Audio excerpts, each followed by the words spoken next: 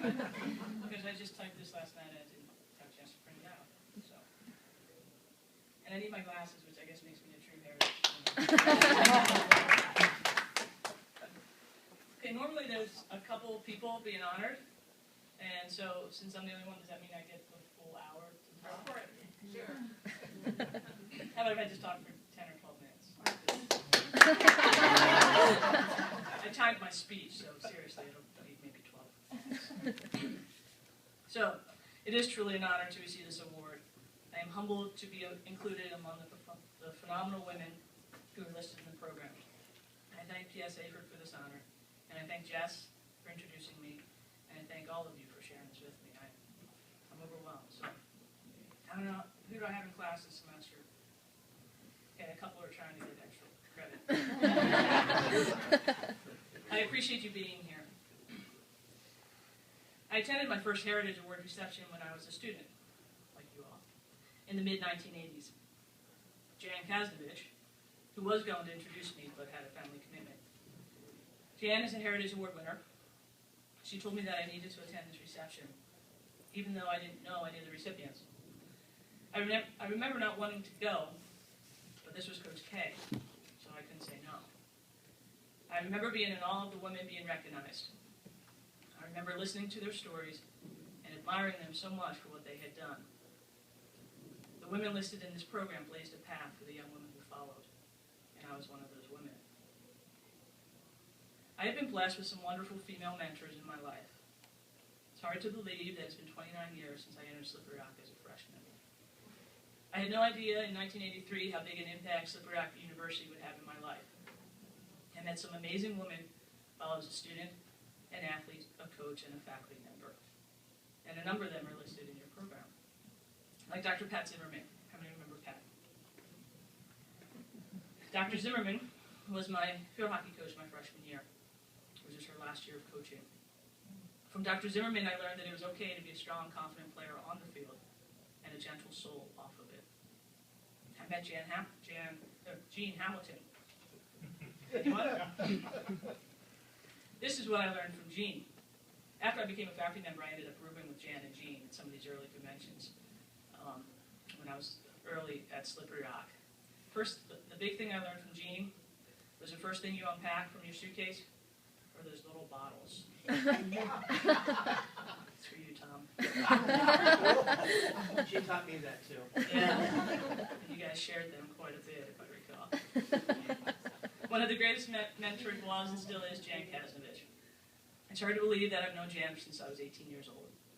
She was my softball coach at the Rock for 3 years, and my field hockey coach for 2. Most of who I was in my 16 years of coaching was directly related to her. She was a woman of character, a coach who was passionate, strong, and dedicated. She had a knowledge of and enthusiasm for the sport that was infectious. Her players loved her and played their hearts out for her. Jan showed me how to be a woman of faith, staying true to my convictions in even the toughest of times. She was my coach, my colleague, my mentor, and more importantly over the years, my friend. I remember during hockey season my senior year. We were on the bus coming back from a game in Shippensburg. I was graduating in just a few weeks, and I had no idea what to do with my life. I remember walking to the front of the bus and talking to Coach K about what I should do. She told me about a softball coaching job that was available at nearby Westminster College. I called her friend Marjorie Walker, another Heritage Award winner. I believe it is. Woo. Yeah, you probably did. This guy's serious. So Jan told me about a softball coaching job that was available at nearby Westminster College. I called her friend Marjorie Walker, who was another Heritage Award winner.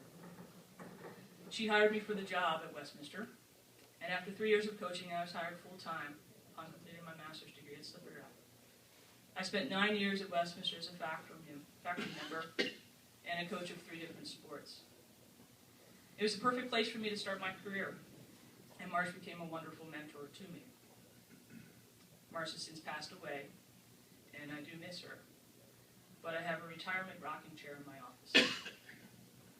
It is a possession that I value very much. If it wasn't for that conversation on the bus with Coach K in 1987 and excuse me, a meeting Marge not long after, my career path could have been very different. When I think about my days at Westminster, I remember the gatherings that Marge would have. Marge loved to entertain, and once or twice a year she would host all the women who coached in the early days of women's athletics in our little pocket in Western PA.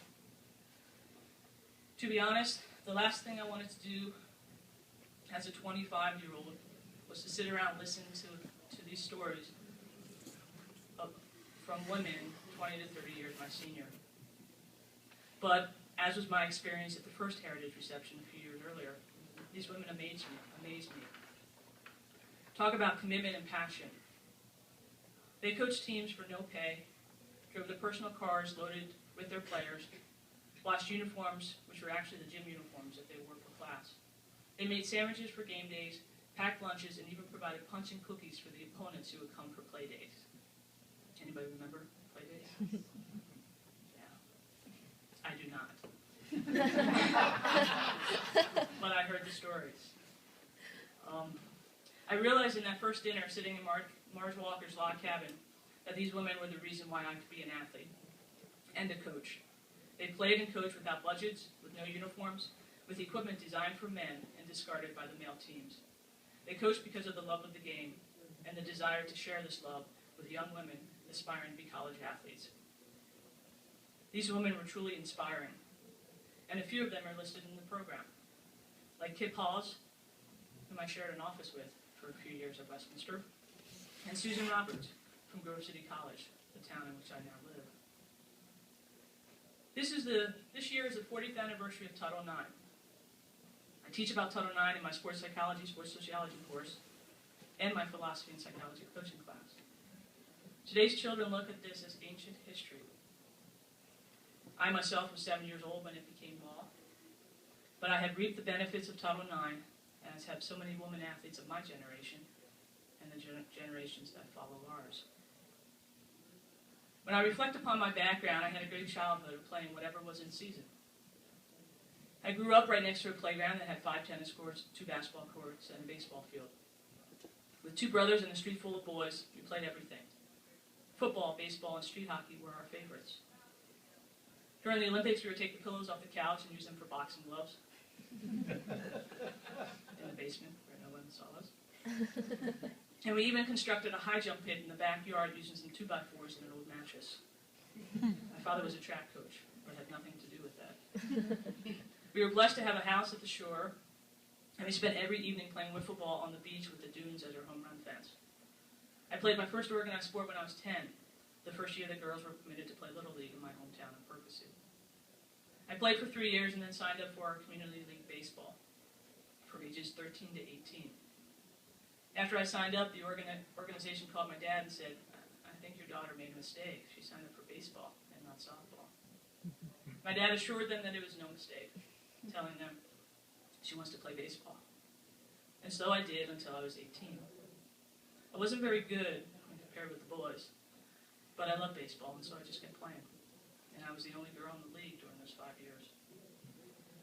I finally played softball in 7th grade in junior high school. I discovered how easy it was to play against the girls who hadn't come up through the boys' programs or even the backyards. I also discovered that I was pretty good at softball. I continued to play fast-foot softball for over 30 years. I had the opportunity to play ASA major level softball, which was the highest level of softball in the country at that time. I was recruited right out of high school and played for over 25 years in the Allentown Pates. We didn't have softball in the Olympics at that we didn't have softball in the Olympics at that time, but I played against a dozen future Olympians.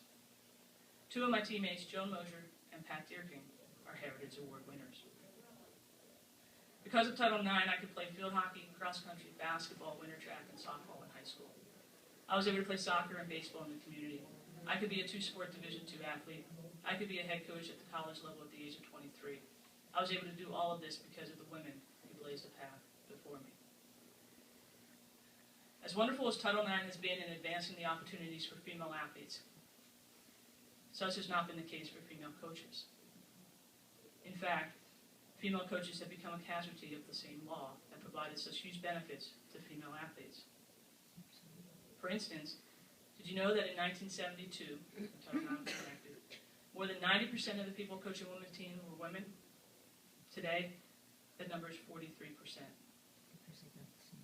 That means that a generation of female college athletes today have never been less likely to have a female coach.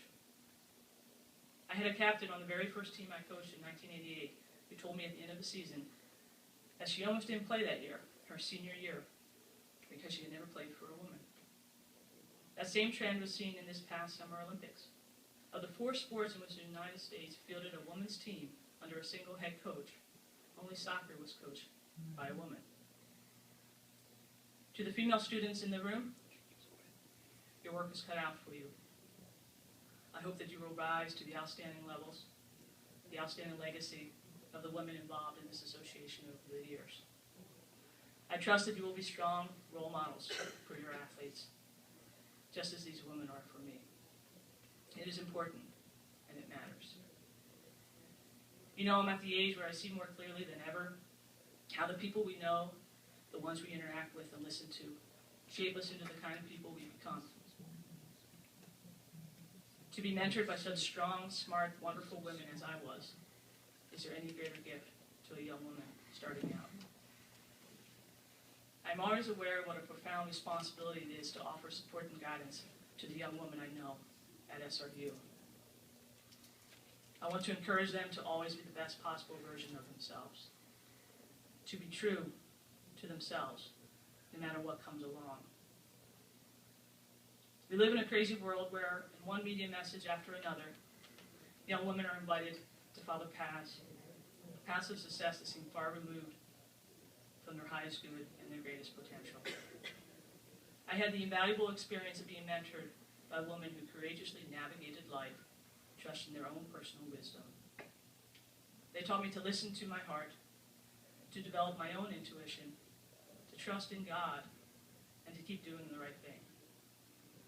I think the best mentoring relationships do that, and I think we women can do that for each other at any age. Every time you encourage another woman to trust her intuition and reach for her dreams, you are her mentor. I think we women owe that to each other, and we all deserve nothing less. It is how we honor those who came before us and keep their legacy alive. Thank you.